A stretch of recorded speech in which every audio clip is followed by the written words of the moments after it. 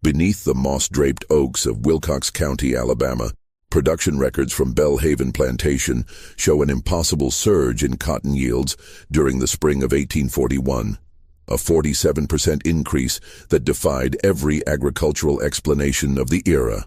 What the ledgers don't reveal is the price 23 enslaved men paid for that prosperity, or why 17 of them would be dead within 8 months, under circumstances the county coroner refused to document. For over a century and 80 years, the Granger family descendants have guarded a collection of letters that expose a system of reward and punishment so disturbing it challenges our understanding of power, desperation, and human depravity in the antebellum South. Tonight, we uncover what really happened behind the white columns of Belhaven, where ambition wore silk and cruelty called itself mercy. Before we continue with the story of Belhaven Plantation and its widowed mistress, I need you to do something. If stories like this one, dark chapters of American history that refuse to stay buried, fascinate you as much as they haunt me, hit that subscribe button right now. And here's something I'm curious about. Where are you listening from tonight? Drop your state or city in the comments below. I want to know how far these forgotten American horrors reach. Now, let's step back into 1841 Alabama, where cotton was king and human souls were the currency of progress. The Alabama Black Belt earned its name from the dark, fertile soil that stretched across the central region like a ribbon of opportunity for those wealthy enough to exploit it. By 1841, Wilcox County had become one of the richest cotton-producing areas in the entire South. Its economy built entirely on the backs of enslaved labor and the ambitions of plantation aristocracy who viewed themselves as American royalty. Belhaven Plantation sprawled across nearly 2,000 acres of this prime land, positioned along a gentle bend of the Alabama River, where steamboats could dock to collect bales of cotton bound for Mobile and New Orleans. The main house rose 3 stories high, its Greek Revival architecture a monument to wealth accumulated through generations of brutal efficiency. White columns supported a wraparound veranda where the Granger family had entertained governors, senators, and cotton factors who determined the financial fate of the entire region. But in February of 1841, Belhaven found itself under unusual management. Constance Granger, just 28 years old, had become the plantation's sole proprietor following the sudden death of her husband, William Granger III, who had succumbed to what the family physician diplomatically called an apoplexy of the brain after a particularly heated argument with a rival planter over water rights. William's death left Constance in a precarious position, a young widow with no male heirs, substantial debts her late husband had concealed, and a plantation workforce that many believed no woman could properly manage. The conventional wisdom of 1841 Alabama society held that a woman of Constance's position should quickly remarry or appoint a male overseer to handle the brutal necessities of plantation management. Neighbors expected her to fail within a season.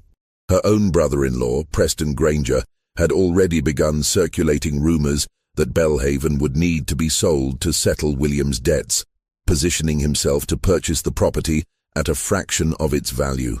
Constance Granger, however, had not survived 28 years in the cutthroat world of plantation society by conforming to expectations. Born Constance Dalton in Charleston, she had been educated unusually well for a woman of her era. Her father, a shipping merchant, had insisted his daughters learn mathematics and bookkeeping alongside their needlework and French. She could calculate profit margins as accurately as any factor in Mobile, and she understood that her survival depended on one thing: production numbers that would silence every critic and secure her independence. The enslaved population at Belhaven numbered 63 souls in February 1841, divided among field workers, house servants, and skilled laborers who operated the plantation's cotton gin and carpentry workshop. Unlike many plantations where brutal overseers maintained discipline through systematic violence, Belhaven had operated under William Granger's particular philosophy of measured incentive, a system where additional rations, better clothing, or small privileges were offered to those who exceeded quotas. But Constance understood that her late husband's modest incentives had produced only modest results, and modest results would see her stripped of everything she had married into. The debts William had left totaled nearly $8,000, a sum that could only be addressed through a dramatic increase in cotton production. She needed her workforce to produce not just adequately, but extraordinarily, and she needed it immediately. In the overseer's cottage at the edge of the quarters lived Silas Drummond, a wiry man of 45 who had managed Belhaven's field operations for 7 years. Drummond represented the typical overseer class. Poor white men who wielded authority over enslaved workers but remained firmly beneath the planter aristocracy themselves. He had expected Constance to defer to his judgment in all matters agricultural, perhaps even to increase his authority in William's absence.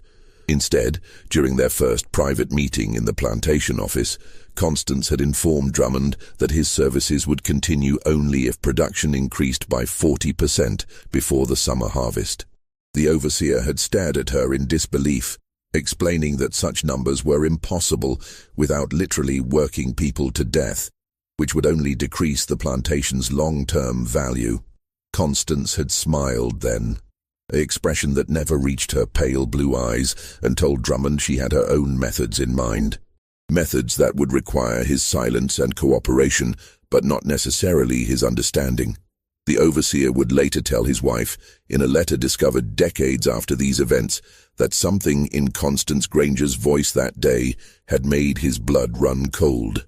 Not anger or madness, but a certainty that suggested she had already calculated costs he couldn't begin to imagine. Among the enslaved population at Belhaven, 23 men worked the cotton fields under Drummond's supervision. They ranged in age from 16 to 52, their bodies bearing the marks of lifetimes spent in brutal labor. Like enslaved people throughout the South, they had developed their own social structures, hierarchies, and methods of survival within the nightmare of their existence. There was Isaac, a man of 34 who had been born on Belhaven and knew its fields with intimate precision. There was Caleb, just 19, recently purchased from a failed plantation in Georgia and still learning the rhythms of his new prison. There was Samuel, 41, whose skill at calculating the optimal time for harvesting had made him valuable enough to avoid the worst punishments. Each man carried his own story of loss, resilience, and the daily calculation of how to survive one more day in bondage. These men understood the brutal mathematics of plantation life.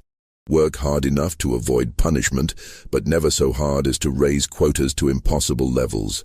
It was a delicate balance, a form of resistance through measured compliance that had been refined across generations of enslavement. But in March of 1841, Constance Granger was about to introduce a variable into this equation that would shatter every survival strategy these men had developed. She was about to offer them something that would exploit the deepest human needs: desire, hope, and the illusion of agency within a system designed to strip them of all three. The spring of 1841 arrived early in Wilcox County, bringing warm winds that made the cotton plants flourish and creating optimal conditions for the growing season. In the big house, Constance began implementing her plan with methodical precision, starting with subtle changes that seemed almost benign to outside observers. She dismissed the elderly house servants who had attended the family for decades, replacing them with younger workers from the fields. She began taking her evening meals alone on the veranda, visible to anyone passing by the main house. She ordered new dresses from Mobile, not the morning black that widowhood demanded, but deep burgundies and forest greens that suggested a woman already looking beyond grief. The neighboring planters' wives whispered their scandals over tea, but Constance ignored them. She was not performing for them. Every choice, every visible change was calculated for a different audience entirely, the men whose labor she needed to increase beyond all reasonable expectation. What happened next at Belhaven Plantation would become a whispered legend in Wilcox County, a story too disturbing to fully document, yet too persistent to completely forget. It was a system that would indeed produce impossible yields, but at a cost that would echo through generations and raise questions about the darkest capabilities of human nature when power faces desperation. The change began on a Saturday evening in late March, when the work week ended, and the enslaved population gathered in the quarters for their brief respite before Sunday's half-day of rest. Silas Drummond appeared with an unusual announcement, his voice carrying across the packed earth yard between the cabins. "Mistress Granger has instituted a new system of reward," he declared, his discomfort evident in how he refused to meet anyone's eyes. "Each week, the man who picks the most cotton, exceeds his quota by the greatest margin, will receive a special privilege." The gathered people exchanged wary glances. They had heard promises of rewards before, extra rations that never materialized, privileges that vanished as quickly as they were granted. In the economy of enslavement, hope itself was often just another form of cruelty. But then Drummond continued, his voice dropping lower. "The man who produces the most will spend Saturday night in the main house, in Mistress Granger's quarters, at her invitation." The silence that followed was absolute. Even the children stopped their playing. The words seemed impossible, a violation of every social boundary that governed plantation life. White women of the planter class existed in a carefully constructed mythology of purity and virtue, the very ideological foundation used to justify the entire system of racial slavery. The suggestion that a plantation mistress would willingly, publicly offer herself to enslaved men shattered fundamental assumptions. Yet Drummond was not finished. Production numbers will be posted each Saturday morning. The winner will be informed privately and expected at the main house after supper. This begins tonight. Isaac has picked 347 pounds this week, 23% above his quota. He is to present himself at the back entrance of the main house at 8 o'clock. Isaac, a solid man with graying temples and hands calloused from decades of cotton picking, stood frozen. Around him, others stepped back slightly, as if proximity to him had suddenly become dangerous. In the social calculus of enslavement, this distinction could mean many things, most of them perilous. "This is a trick," someone whispered. "They'll hang him for it." But as 8 o'clock approached, Isaac was escorted not to a whipping post or a noose, but to the rear entrance of the main house, where Constance Granger herself stood waiting. She wore a dress of deep green silk, her auburn hair loose around her shoulders in a style no respectable widow should display. A single lamp illuminated her face, and her expression held neither shame nor hesitation. "Isaac," she said simply, her voice carrying the same cool certainty it always held. "You've earned this reward. Come inside." What happened in those hours became a source of tortured speculation throughout the quarters. When Isaac emerged near dawn, walking back toward the cabins in the pre-morning darkness, men pressed him for details. But Isaac's face had transformed into something unreadable. Not quite shame, not quite pride, but a complicated mixture of emotions that defied simple categorization. He began, then stopped. It happened, exactly as promised. She treated me like I was a man who had earned something, like I had value beyond my labor. The words hung in the air, laden with implications that made everyone uncomfortable. In a system that reduced human beings to property, that denied enslaved men any claim to dignity or desire, Constance had offered something that felt almost like recognition. Not freedom, never that, but a twisted acknowledgement of humanity that was somehow more disturbing than outright brutality. And then, Caleb pressed, the young man's eyes wide with a mixture of fear and something else he didn't want to name. "And then she thanked me for my excellent work," Isaac said quietly. "She said she looked forward to rewarding excellent work again next week. And she asked if I thought the others would work harder, knowing what was possible. The trap revealed itself in that question. Constance was not simply offering a reward.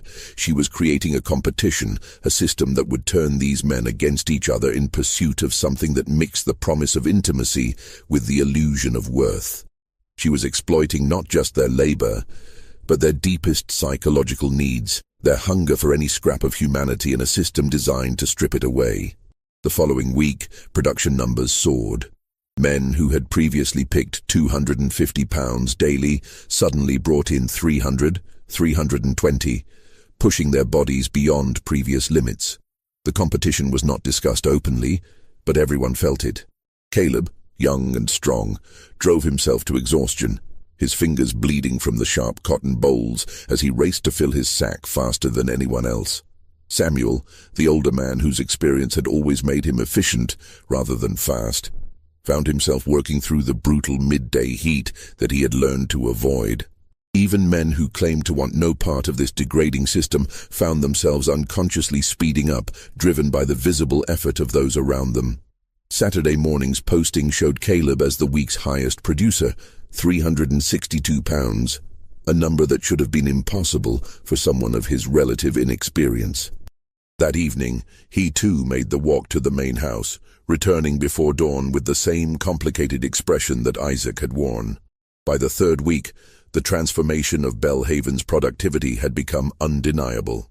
Drummond's daily tallies showed numbers that violated every agricultural expectation. Men were working 12, 14 hours in the fields, pushing through exhaustion and injury for a chance at Saturday night. But something else was happening too, something that Constance had perhaps anticipated or perhaps discovered with cold satisfaction. The social bonds that had sustained the enslaved community, the mutual support, the shared strategies of survival, the collective resistance through measured effort, began to fracture. Men who had worked side by side for years now regarded each other as competitors. Small sabotages appeared, a torn picking sack, a misplaced water gourd that cost precious minutes. Arguments erupted over real or imagined attempts to inflate numbers or slow down rivals. The overseers, who had once struggled to maintain discipline through violence, now watched as the enslaved population disciplined itself in pursuit of Constance's reward. In the main house, Constance maintained meticulous records not just of cotton production, but of her Saturday night visitors. In a leather-bound journal that would later be discovered hidden in a false bottom of her writing desk, she documented each encounter with clinical precision, not the intimate details, but the psychological observations. Isaac, grateful, almost worshipful, useful, will work himself to death for repeated access. Caleb, hungry for validation, responds well to praise. Potential for greatest productivity increase. Samuel, conflicted, ashamed, but unable to resist. This internal struggle makes him more valuable. He will push harder to justify his participation. The journal revealed Constance's system not as impulsive depravity, but as calculated psychological manipulation. She had identified that enslaved men, stripped of all other forms of agency and dignity, could be controlled through the offer of intimacy that carried the illusion of choice and the veneer of human connection. She was not acting on desire, but on a ruthless understanding of how to exploit desire in others.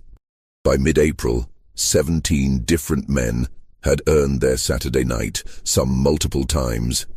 The production numbers that Constance sent to her cotton factors in Mobile were so extraordinary that they prompted written responses questioning their accuracy. When factor representatives visited to verify, they found the numbers confirmed. Belhaven was indeed producing at unprecedented levels. But those visitors also noted other changes.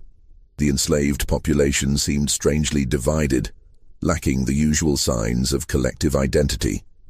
Men worked in isolated determination rather than cooperative rhythm.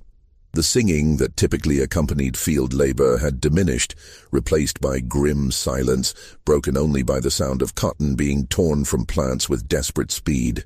One visitor, a factor named Robert Hendricks from Mobile, mentioned in a letter to his wife that the atmosphere at Belhaven felt unwholesome, as if some fever had gripped the workers, driving them toward productivity but draining something essential from their spirit. Hendricks could not have known how accurate his assessment was, nor could he have imagined the true source of that fever. because by late April the first death occurred, a man named Joseph, 36 years old, who collapsed in the field during the hottest part of the day. The plantation physician Dr. Ephraim Caldwell attributed death to heart failure brought on by exertion in excessive heat, but Joseph's death was notable for another reason. He had been the previous Saturday's winner, had spent his reward night with Constance just 4 days before his collapse, and he had been heard telling others that he would win again, that he would do whatever necessary to earn another night in the main house, where he was treated like something more than property. The whispers began in the quarters the night after Joseph's burial in the Plantation cemetery, a segregated corner of the grounds where enslaved people were interred with wooden markers that rarely bore even their names. The women, who had watched this system unfold with increasing alarm, gathered to speak truths the men could not yet acknowledge. "She's killing them," said Ruth, a woman of 50 who served in the main house and had seen more than she wished. Not with whip or noose, but with wanting, making them kill themselves for a chance to feel human. "My Thomas came back different," another woman added, her voice breaking. "After his night. He won't speak of it, but he works now like a man possessed. Yesterday his hands bled through the bandages and still he wouldn't stop. I asked him why, and he said he needed to win again, needed to prove he was worthy." The psychological trap Constance had constructed was revealing its full cruelty. She had not just exploited physical desire, she had tapped into something deeper, the desperate human need for recognition, for worth, for some evidence that one's existence mattered beyond mere labor. In a system that reduced people to tools, she offered them a brief illusion of personhood, then made them destroy themselves pursuing it again. But the women's concerns went beyond the psychological. Ruth had observed something else during her duties in the main house, something that added another layer of horror to Constance's system. "The mistress keeps a journal," Ruth revealed in hushed tones. "I've seen her writing in it every Sunday morning, recording details about each man who visits. Not as lovers, but as experiments. Like she's studying them, testing how far they'll push themselves." This revelation reframed everything. Constance was not a widow driven by loneliness or desire. She was conducting a systematic study of human behavior under extreme conditions. She had discovered that the promise of intimacy and recognition could drive productivity beyond what violence alone ever achieved. And she was documenting the results with scientific detachment. The spring progressed into early summer, and 3 more deaths followed Joseph's. Each man had been a recent Saturday night visitor. Each had pushed himself to extraordinary production levels in the days following. Dr. Caldwell, growing concerned by the pattern, attempted to discuss the matter with Constance. "Mrs. Granger," he said during a house call in late May, "I must express concern about the mortality rate among your field workers. 5 deaths in 2 months is highly unusual, even accounting for the exertions of harvest season." Constance had received him in the parlor, her demeanor perfectly composed. "Dr. Caldwell, I appreciate your concern, but surely you recognize that these men work of their own accord. I force no one beyond their natural capacity. If they choose to demonstrate exceptional dedication to their labor, should I punish such initiative?" The doctor had no answer. By the twisted logic of the system, she was correct. She was offering rewards, not demanding impossible quotas. That the men destroyed themselves pursuing those rewards could be framed as their choice, their weakness, their inability to resist temptation. Perhaps, the doctor tried carefully, the nature of the reward itself is inappropriate. A woman of your station offering such intimacies to enslaved men. The social implications alone. The social implications, Doctor, are that Belhaven will produce record yields this season, securing my financial independence and silencing those who believed a woman incapable of managing a plantation. Constance's voice remained level, but her eyes held a warning. My methods are my own concern. Unless you believe the deaths are caused by something other than overexertion? Dr. Caldwell had retreated then, unwilling to openly accuse a white woman of the planter class of deliberately engineering deaths. But he confided in his own journal, later discovered by historians, that he believed Constance Granger had found a way to extract maximum productivity by exploiting the base natures of enslaved men, driving them to self-destruction through the oldest temptation known to mankind. His analysis, while deeply flawed by the racist assumptions of his era, contained a kernel of truth. Constance had indeed found a weakness to exploit, but it was not base nature. It was the profound human need for dignity, recognition, and worth, needs that the system of enslavement deliberately denied. She had offered a perverse fulfillment of those needs, then made the pursuit deadly. By June, Silas Drummond had begun to crack under the weight of his complicity. His wife, Martha, would later testify in a deposition that her husband had taken to drinking heavily, something he had rarely done before. He spoke of nightmares, of standing at the posting board each Saturday morning and knowing he was announcing a potential death sentence. "I'm tallying souls, not pounds of cotton," he told Martha one night, drunk enough to speak plainly. "She's found a way to make them volunteer for their own destruction, and I'm the one who rings the bell each week, calling them to the slaughter." "Then stop," Martha had pleaded. "Walk away. Find other employment." But Drummond knew, as did everyone in the plantation economy, that overseers who quit were rarely hired elsewhere. Constance had him trapped as surely as she had trapped her workforce, through economic necessity and the threat of ruin. Throughout this period, Preston Granger, William's brother and Constance's rival for control of Belhaven, had been watching developments with growing alarm. His initial satisfaction at expecting Constance to fail had transformed into concern as her production numbers reached unprecedented levels. The debts that should have forced her to sell were being rapidly paid down. His opportunity to acquire Belhaven at a discount was slipping away. In early June, Preston made a formal visit to Belhaven, ostensibly to check on his late brother's widow. He arrived to find the plantation operating with machine-like efficiency, cotton bales stacked for transport, fields meticulously maintained, everything suggesting exceptional management. But Preston was not fooled by surfaces. He had heard the rumors circulating through Wilcox County society, whispers about Constance's peculiar methods, and the suspicious death rate among her male field workers. During dinner, he attempted to probe the truth. "Your production numbers are quite remarkable, Constance," he said, cutting into the roasted duck she had served. "One might even call them miraculous. Surely you must attribute this success to some innovation in management?" "Innovation indeed," Constance replied with a slight smile. "I have simply learned to properly motivate my workforce, to offer incentives that inspire genuine dedication to their labor." Incentives. Preston let the word hang in the air. "I've heard certain stories about the nature of these incentives, stories that, if true, would scandalize the entire county." Constance met his gaze without flinching. "Stories told by whom, Preston? By envious competitors? By those who resent seeing a woman succeed where they predicted failure? I offer rewards for exceptional work, additional rations, better clothing, small privileges. If scandal-mongers twist these innocent gestures into something inappropriate, that speaks to their corruption, not mine." The genius of her position was its deniability.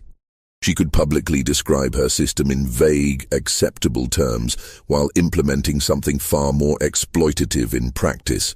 And who would contradict her? The enslaved men themselves, whose testimony held no legal weight. The overseer, who was complicit. The house servants who could be dismissed or sold at her whim. Preston left Belhaven that evening, frustrated and suspicious, but lacking concrete evidence of wrongdoing. Even if he had possessed proof, the mechanics of what Constance was doing existed in a legal and moral gray area. She was offering rewards, not inflicting punishments. That the rewards themselves became a form of torture was a subtlety that the law was not equipped to address. But Preston Granger was not finished. He began quietly investigating, speaking to factors, doctors, neighboring overseers, anyone who might provide insight into Constance's methods. He collected fragments of the story, the Saturday night visits, The competitive frenzy in the fields, the mounting death toll, and he began to assemble them into a case that he hoped would discredit Constance and finally give him control of Belhaven. What Preston did not yet understand was that Constance had been preparing for exactly this threat. Every detail of her system had been calculated not just for productivity, but for defensibility. And she had already taken steps to ensure that any investigation would reveal only what she wanted revealed. Nothing more. The truth about Belhaven would not emerge through Preston's efforts, or through legal proceedings, or through any conventional exposure. It would come through a source no one anticipated, from within the system itself, from one of the men who had been both victim and participant in Constance's experiment. Isaac had won the Saturday reward 7 times by mid-June, more than any other man. His cotton production had become legendary throughout the plantation, numbers that seemed to defy physical possibility. But the cost was written across his body in weight loss, in the tremor that had developed in his hands, in the way his eyes had taken on a fevered quality that never quite faded. The other enslaved people watched Isaac with a mixture of awe and horror. He had become something like an avatar of the entire twisted system, the ultimate proof that Constance's rewards could drive a man to extraordinary achievement, and the clearest evidence of what such achievement demanded. But Isaac was also beginning to understand something that Constance had not anticipated. In those 7 Saturday nights, in the brief hours when he was treated as something other than property, he had observed things. Constance was careful to maintain her role during these encounters, to preserve the power dynamic even in intimacy. But small details slipped through, fragments of conversation, glimpses of documents left carelessly visible, moments when her calculated facade wavered just slightly. Isaac had seen the journal, not its contents but its existence, kept in Constance's bedside table and occasionally consulted before his visits. He had heard her speaking once to herself, words not meant for his ears. 17 deaths projected by August if current rates continue. Acceptable losses against projected yields. The revelation had struck Isaac like a physical blow. He was not earning rewards through his excellence. He was participating in a calculated system of exploitation where his eventual death was already factored into her projections. She knew what her incentives were doing to him, to all of them, and she had decided the profit justified the cost. In that moment, something shifted in Isaac's understanding. The shame and pride and desperate hunger that had driven him to destroy himself for Constance's recognition suddenly crystallized into a different emotion entirely. Rage. But rage alone was useless to an enslaved man in 1841 Alabama. Direct confrontation would mean death, likely by hanging or worse. Escape was nearly impossible from the heart of plantation country, surrounded by hostile territory for hundreds of miles. What Isaac needed was something more subtle, a way to expose the truth in a manner that would destroy Constance while protecting himself. He began to plan with the same methodical care that Constance had used to construct her system, and his plan centered on the one person who had both the power and the motivation to bring Constance down: Preston Granger. The challenge was communication. An enslaved man could not simply approach a white planter with accusations against a white woman. Such presumption would be punished severely, and his claims would be dismissed regardless of their truth. Isaac needed a method that would provide Preston with information while maintaining his own deniability. The solution came through literacy, a dangerous secret that Isaac had kept hidden for most of his life. His previous owner, before being sold to Belhaven as a young man, had been a relatively lenient Quaker who had illegally taught several of his enslaved workers to read and write, believing it a moral duty, despite state laws explicitly forbidding it. Isaac had guarded this knowledge carefully, understanding that literacy made enslaved people more valuable, but also more dangerous in the eyes of white society. Now, that forbidden skill became his weapon. Over several weeks in late June, working by dim light in the cabin he shared with 3 other men, Isaac composed a letter. He wrote in carefully disguised handwriting, attempting to make it appear as though it came from someone educated, possibly even white. The letter detailed Constance's system with clinical precision. The Saturday rewards, the competitive structure, the mounting death toll, and most damning, the existence of her journal documenting the entire experiment. The letter concluded with a simple suggestion. If you seek proof of these claims, examine the records of cotton production against the mortality rate of male field workers. The correlation will be undeniable. And search the mistress's chambers for a leather-bound journal, likely hidden, containing documentation of her systematic exploitation. Getting the letter to Preston required help. Isaac enlisted Caleb, who had earned his own Saturday rewards 3 times, and whose youth made him both desperate to believe in change and reckless enough to take risks. Together, they arranged for the letter to be placed where Preston would find it during his next visit to Belhaven, slipped into his coat pocket while it hung in the entrance hall, timed so that he would discover it only after leaving the property. The plan worked. Preston found the letter that evening, read it with growing astonishment, and immediately began to investigate its claims. The correlation between production and deaths was indeed undeniable when examined systematically, and Preston had enough social standing to request a private meeting with Dr. Caldwell, where the physician reluctantly confirmed his own suspicions about the pattern of deaths. But the journal, that would require direct action. Preston could not simply march into Constance's private chambers and demand to search them. He needed legal authority, which meant involving the county sheriff and potentially creating a public scandal that might damage the Granger family name as much as it damaged Constance. Preston spent sleepless nights weighing his options. The evidence was compelling, but also deeply disturbing. If the letter's claims were true, Constance had found a way to weaponize intimacy itself, to use the promise of human connection as a tool of exploitation more effective than any whip. The implications were staggering, not just for Constance's crimes, but for what they revealed about the machinery of slavery itself. While Preston deliberated, events at Belhaven were accelerating toward crisis. The Saturday competitions had grown increasingly frenzied as men fought for rewards with greater desperation. Minor injuries that workers would normally rest had become irrelevant.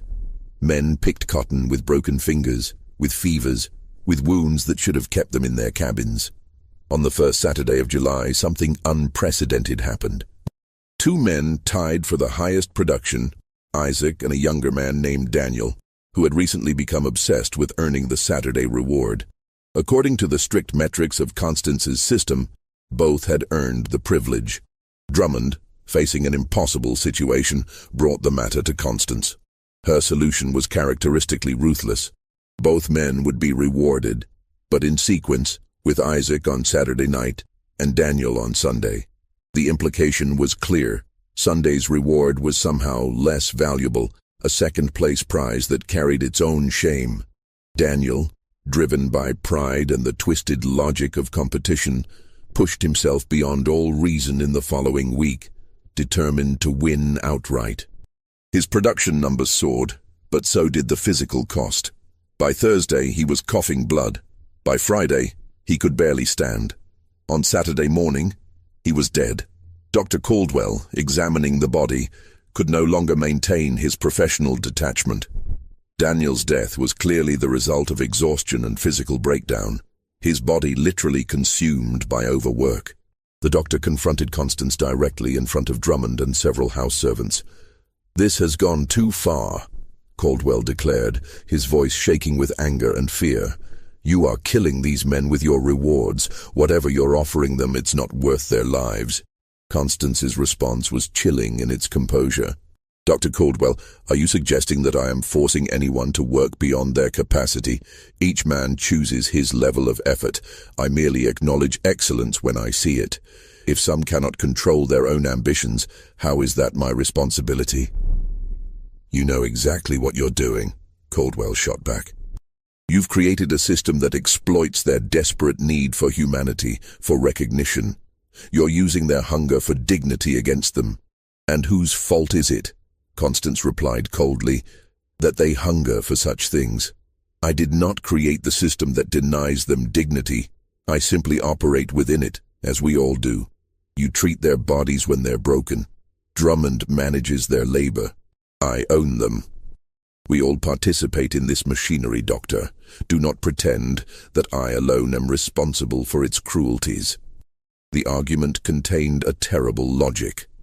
Constance was right that she operated within a system already designed to dehumanize and exploit. Her innovation was not the exploitation itself, but the method.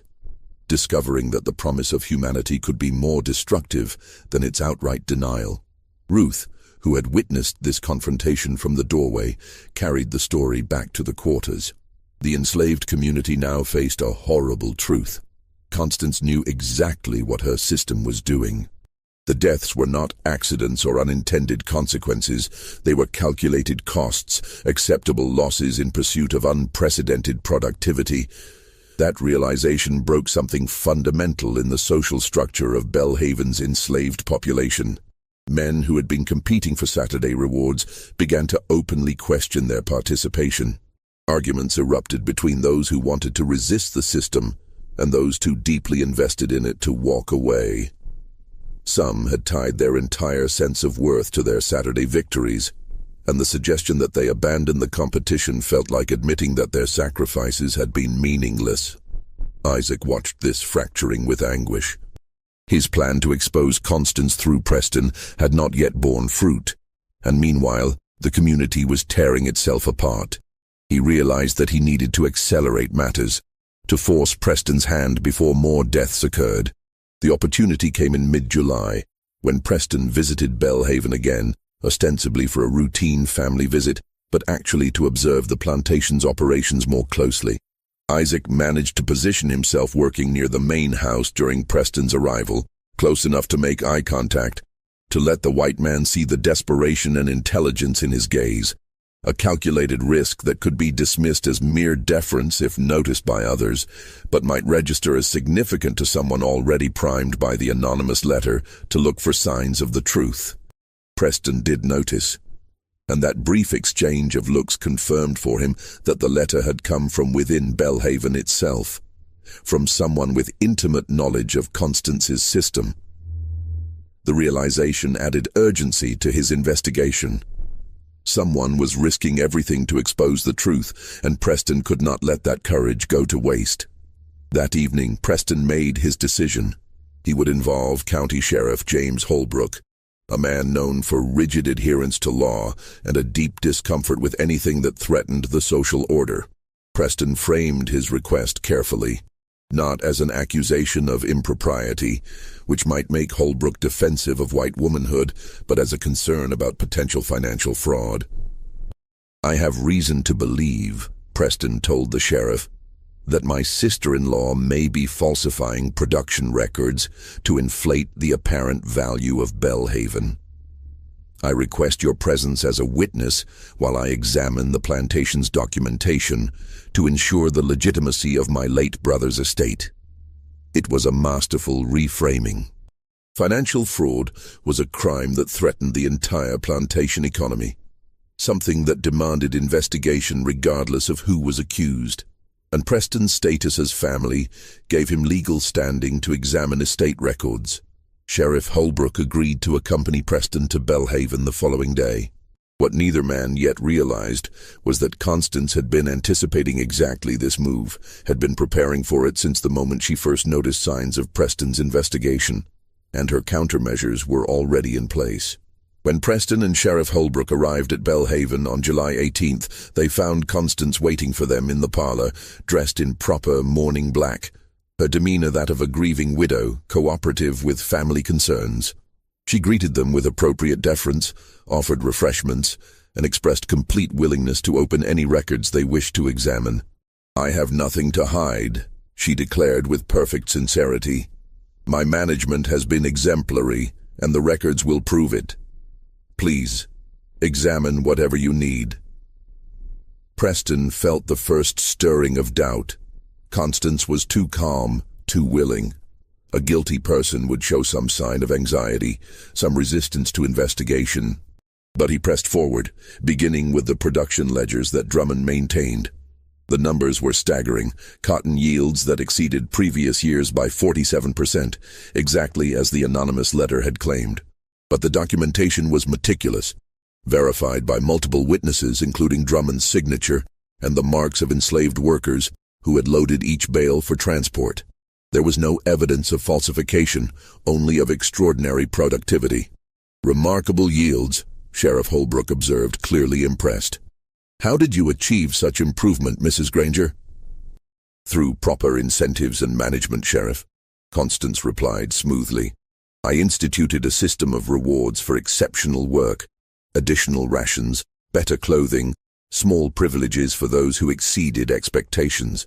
It has proven remarkably effective." Preston seized on this opening. "What sort of privileges exactly?" Constance met his gaze without hesitation. "Time off from Sunday labor, additional food allocations, better sleeping quarters for the most productive workers. Simple things that acknowledge excellence without disrupting the social order." It was a complete lie, but one that was impossible to disprove without testimony from the enslaved workers themselves. Testimony that held no legal weight and could be dismissed as fabrication or coercion. Preston tried a different approach. "I've heard concerning reports about the mortality rate among your field workers.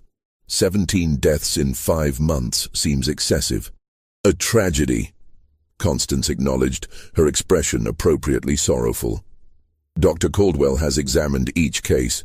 The causes were natural: heart failure, fever, exhaustion from overwork in some cases. I've actually been concerned that some of my workers push themselves too hard in pursuit of rewards. I may need to impose mandatory rest periods to protect them from their own excessive dedication." The answer was perfect. She acknowledged the deaths while attributing them to the workers' own choices, even suggesting she might need to protect them from themselves. And she had the doctor's reports to support her claims. Reports that, while documenting concerns, stopped short of accusing Constance of deliberate harm. Sheriff Holbrook was nodding along, clearly finding nothing improper in this explanation. Preston felt his case slipping away. The production records were accurate, the deaths were documented with medical explanations, and Constance's description of her incentive system sounded entirely reasonable on the surface. But Preston had one more card to play: the journal. According to the anonymous letter, it contained documentation of Constance's true system, evidence that would expose the reality beneath her careful lies. "I'd like to examine your personal records as well," Preston said carefully. "Any journals or private accounts you may keep regarding plantation management." For the first time, Constance's composure flickered. Just slightly, just enough for Preston to notice. "My personal journals? Surely that's beyond the scope of examining estate finances." "Not if they contain information relevant to plantation operations," Preston pressed. "I have reason to believe you may keep detailed records of your management methods." Sheriff Holbrook looked uncomfortable now, torn between his respect for a white woman's privacy and his duty to investigate potential fraud. "Mr. Granger, do you have specific evidence that such journals exist and contain relevant information?" Preston hesitated. He could not reveal the anonymous letter without raising questions about his source. "I have received information suggesting—" "Anonymous accusations?" Constance interrupted, her voice sharp now. "Preston, if you wish to accuse me of wrongdoing, do so openly. But I will not have my private chambers invaded based on gossip and rumor." The confrontation had reached a critical point. Preston could push harder, could demand a search of Constance's quarters, but doing so would require revealing his source and might still be refused by the sheriff without more concrete evidence. The journal existed. He was certain of it, but proving its existence was another matter entirely. What Preston did not know was that the journal had been moved 2 days earlier. Constance, anticipating investigation, had given it to her most trusted house servant, Ruth, with specific instructions. The journal now rested in a location no one would think to search, buried in a sealed jar beneath the floor of Ruth's own cabin in the quarters. And Constance had taken another precaution. She had created a second journal, one she kept openly in her writing desk, filled with innocuous observations about plantation management, weather conditions, and crop development. If forced to produce a journal, she would provide this sanitized version, claiming it as the only such record she maintained. Preston, sensing defeat but unwilling to surrender entirely, made one final attempt. "Then, let me speak with your overseer and workers privately.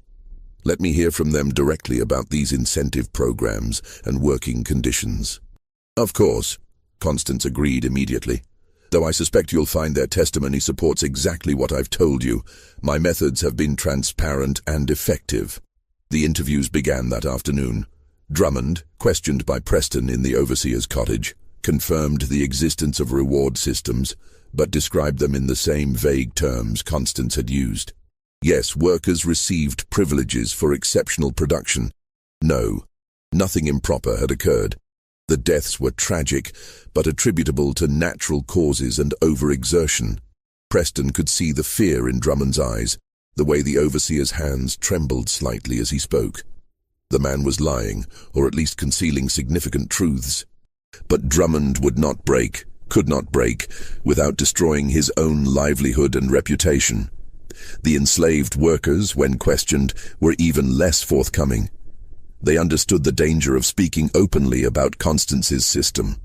Some confirmed receiving rewards, others claimed ignorance of any special privileges. None would provide details that contradicted Constance's official story. But when Preston spoke with Isaac, something different happened.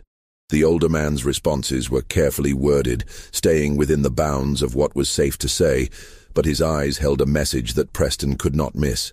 A silent plea, a confirmation that the letter's accusations were true, a desperate hope that Preston would find a way to expose what words could not safely reveal.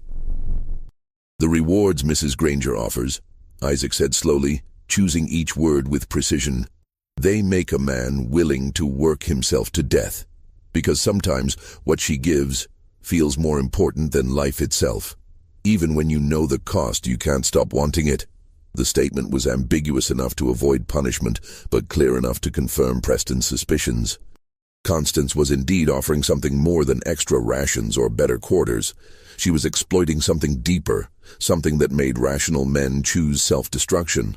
Sheriff Holbrook, however, interpreted Isaac's words differently. "Sounds like these workers are simply dedicated to their labor. Nothing sinister in that, Mr. Granger. Seems to me your sister-in-law has found an effective management approach, even if it has some unfortunate side effects." Preston left Belhaven that evening frustrated and angry. He had been certain he would find evidence to expose Constance, but she had anticipated every move, had created layers of protection around the truth. The journal remained hidden, the workers remained silent, and even Drummond's obvious fear could not be proven as evidence of wrongdoing. But Preston was not finished. If he could not prove Constance's crimes through investigation, he would have to force them into the open through other means. And he had one remaining strategy, one that would require patience and careful timing, but might finally bring the truth to light. Meanwhile, at Belhaven, Constance celebrated her victory privately. She had successfully defended her system against investigation, had maintained the facade of respectability while preserving the reality of her methods. The Saturday rewards would continue, the productivity would remain extraordinary, and her financial independence would be secured. But Constance had made one critical miscalculation. In her focus on defending against Preston's investigation, she had failed to notice the growing desperation among the enslaved men themselves. The competitions had become increasingly frenzied, the pursuit of rewards more consuming, and some men, driven beyond reason, were beginning to consider actions that would have been unthinkable months earlier. The system that Constance had created with such calculated precision was approaching a breaking point, not because of external investigation, but because of internal collapse. Because human beings, even when exploited and controlled, eventually reach limits that no incentive can overcome. The breaking point came on Saturday, August 7th, during what should have been a routine posting of the week's production numbers. Isaac had won again, his 8th victory, a number that had come to represent both his extraordinary productivity and his slow destruction. But this time, when Drummond announced the results, something unexpected happened. Caleb, The young man who had been Isaac's closest competitor, who had won 3 times himself and had been pushing his body to its absolute limits, trying to surpass the older man, stepped forward with a challenge. "The numbers are wrong," Caleb declared, his voice carrying across the assembled crowd. "I picked more than Isaac this week. I know I did. I counted every pound." Drummond's face went pale. "The scales don't lie, Caleb. Isaac brought in 412 pounds. You had 397. Then the scales are rigged," Caleb shot back, his voice rising with desperation and rage. "Or someone's changing the numbers. Because I will not lose to him again, I cannot." The moment balanced on a knife's edge. Direct challenges to white authority, even an overseer's authority, typically resulted in severe punishment. But Caleb had been pushed beyond the instinct for self-preservation, beyond the careful calculations that normally governed enslaved people's resistance.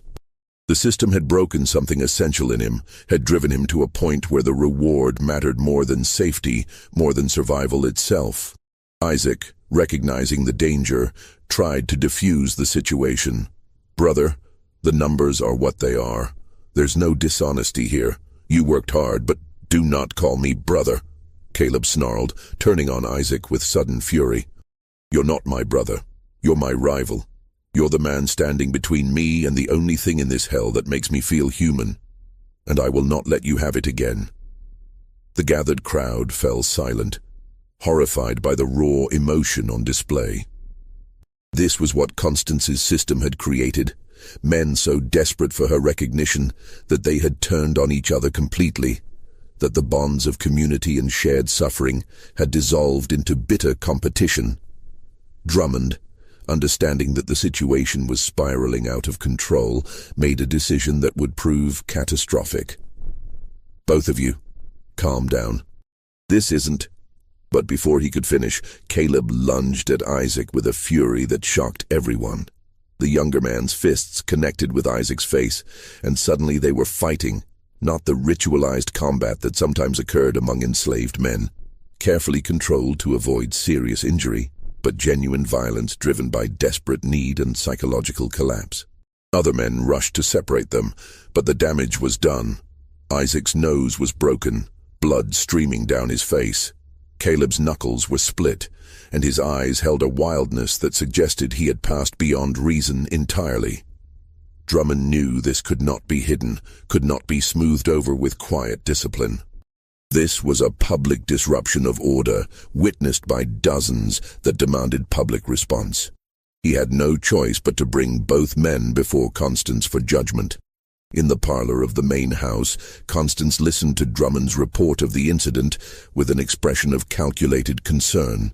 Isaac and Caleb stood before her, Isaac's face still bleeding, Caleb trembling with residual rage and fear of punishment.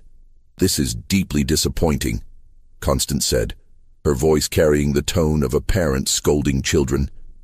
"I have offered you rewards for excellence, incentives to improve your work and your conditions. And this is how you respond? With violence and accusations?"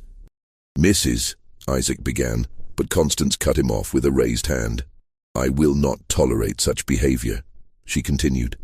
"Caleb, your accusations against Drummond suggest a lack of respect for authority that cannot go unpunished. Isaac, while you were attacked, your provocation through consistent victory has created this situation." The logic was twisted, blaming both men for the crisis that Constance herself had engineered. But it served her purpose, maintaining control while deflecting responsibility. "Caleb will receive 15 lashes, Constance declared, her voice cold, "to be administered tomorrow, Sunday, as an example to all. Isaac, you are barred from earning Saturday rewards for the next month. Perhaps that will allow others opportunity to achieve and reduce the tensions your success has created." The punishments were strategically chosen. Caleb's whipping would reinforce traditional discipline, reminding everyone of the consequences of challenging authority.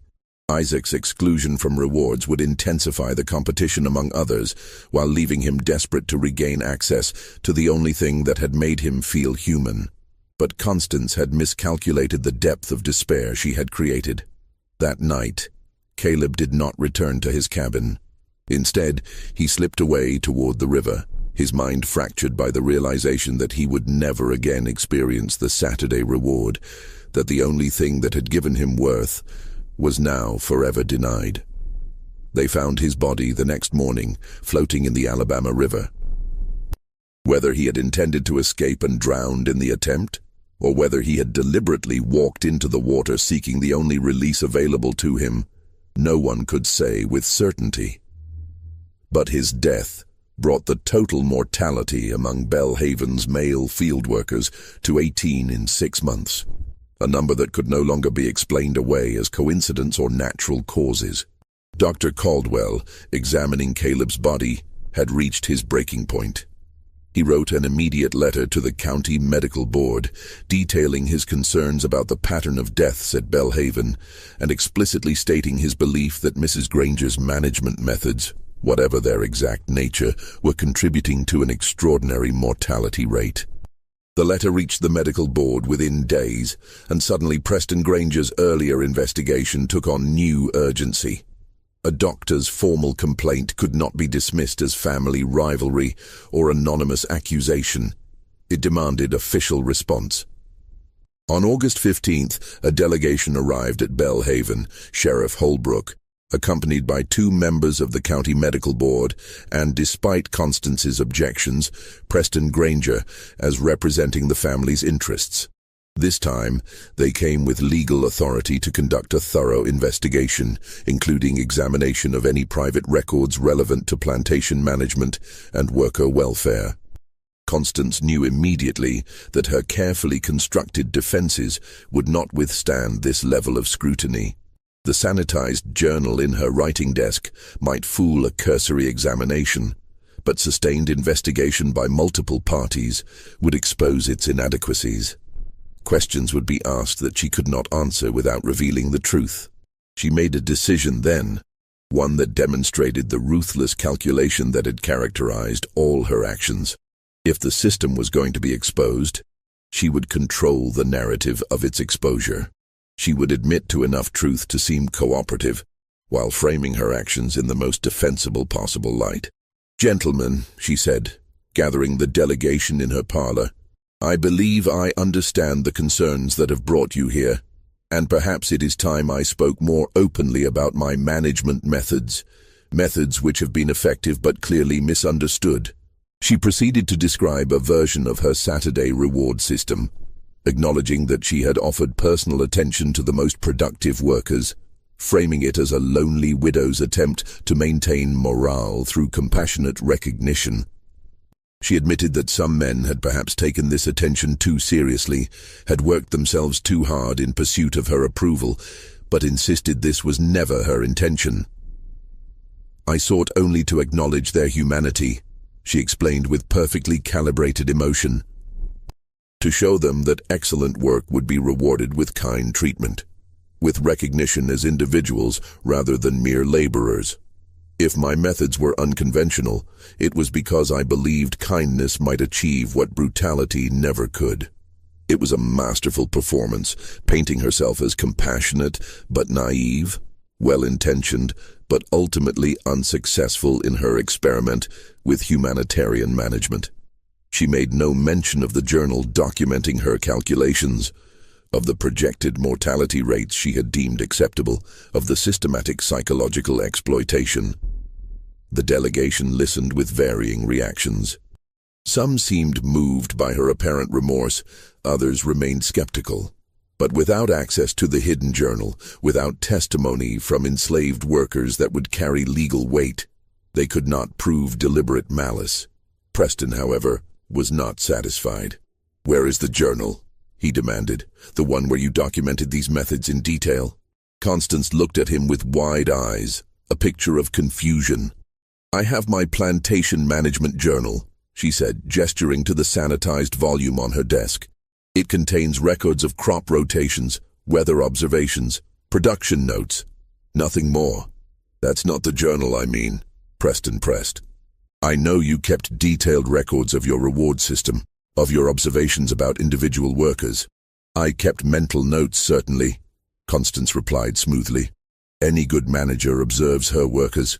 But I have no secret journal, Preston. I think your imagination has gotten the better of you. The search of Constance's chambers turned up nothing.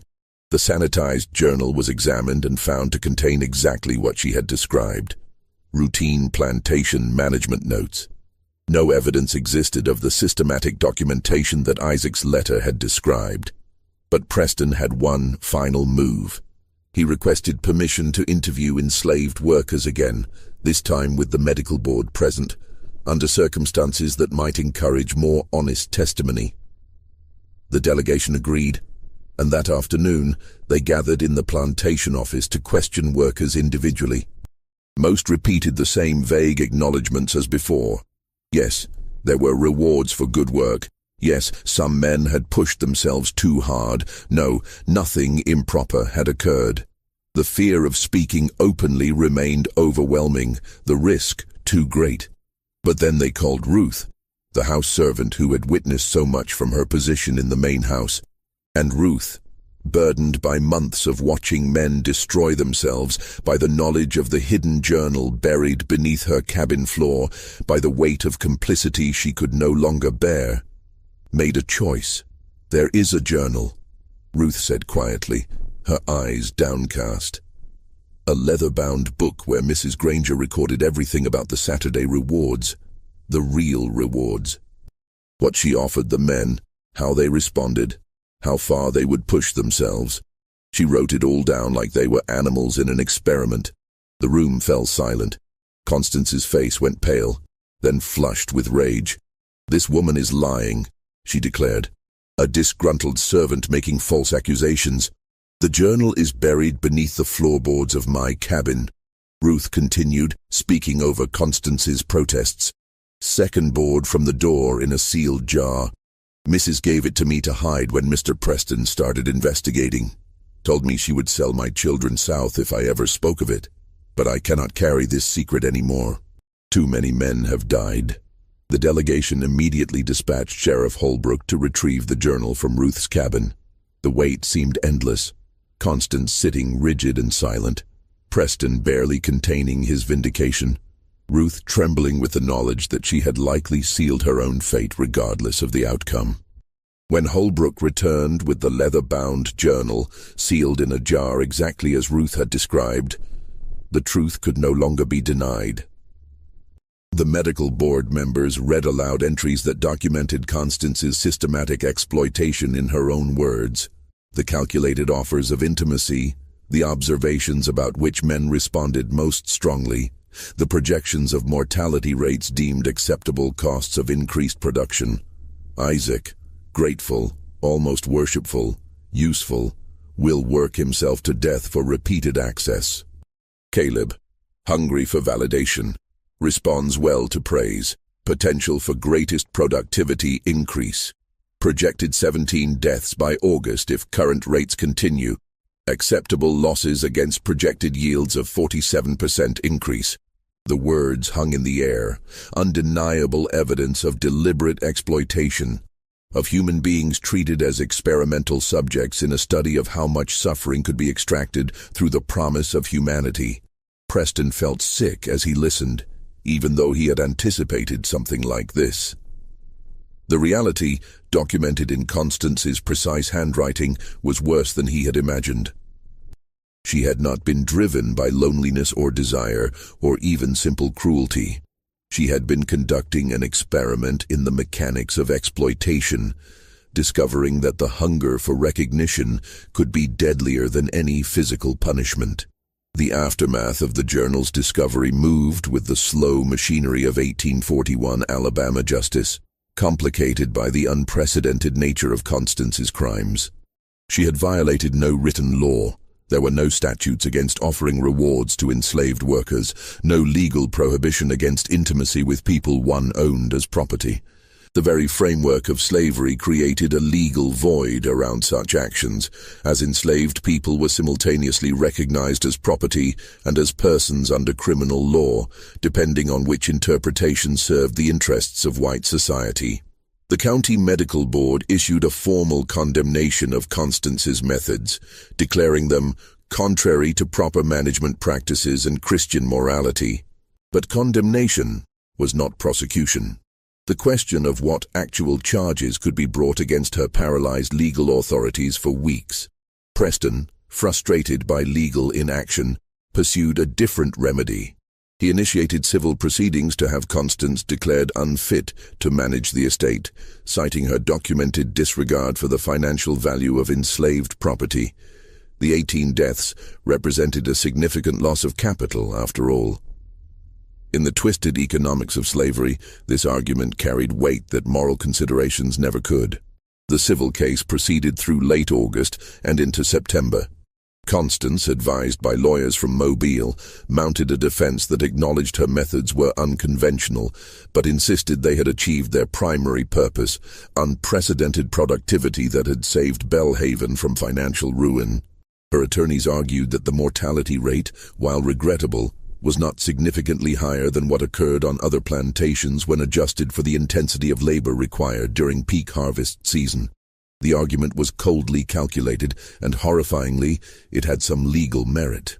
Plantation owners were generally given wide latitude in management decisions, and productivity was indeed the ultimate measure of success in the agricultural economy.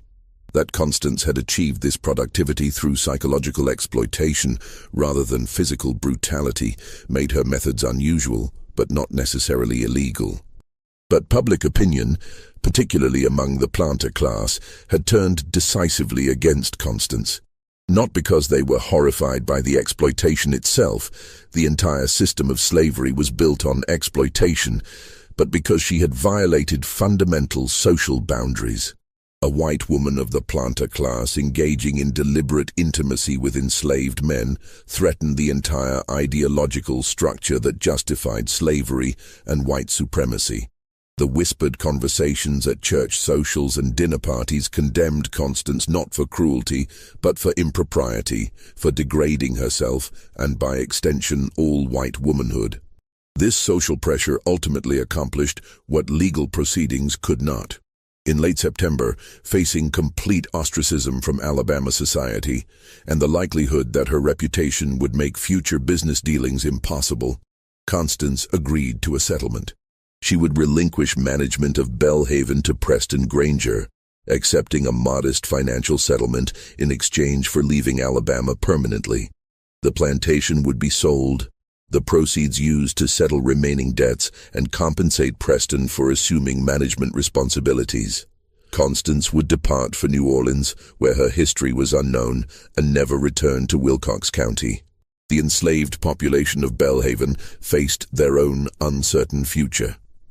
In October, as part of the plantation's liquidation, most were sold to other properties throughout the Black Belt region. Families were separated, communities dispersed. The brief, horrifying experiment at Belhaven dissolved into the broader machinery of slavery.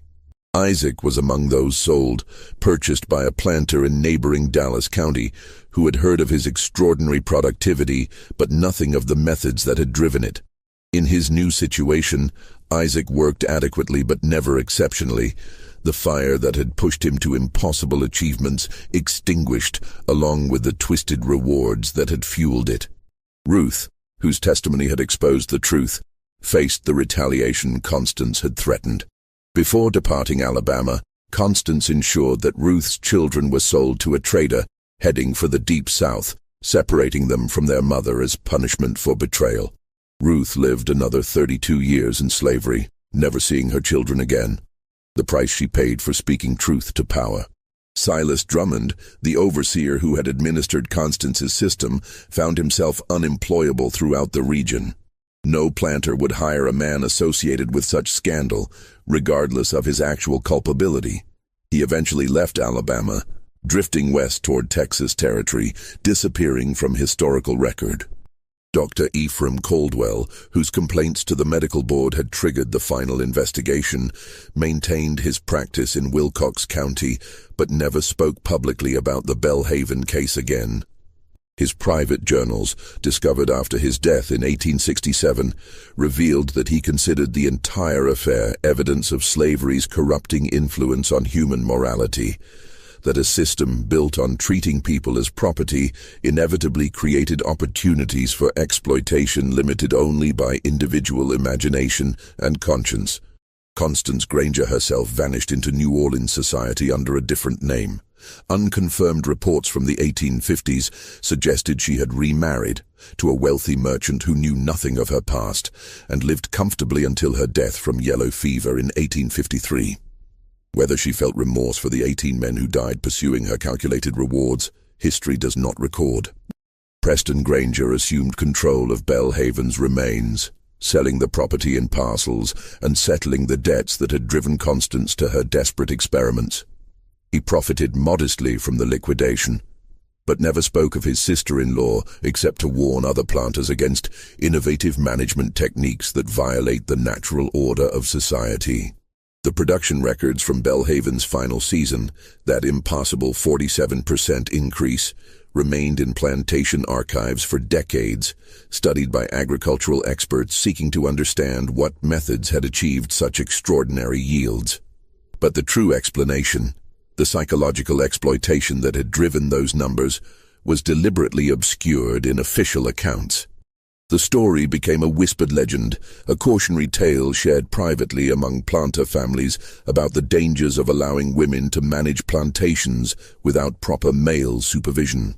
The leather-bound journal, the most damning evidence of Constance's systematic exploitation, disappeared from official custody sometime in the 1850s.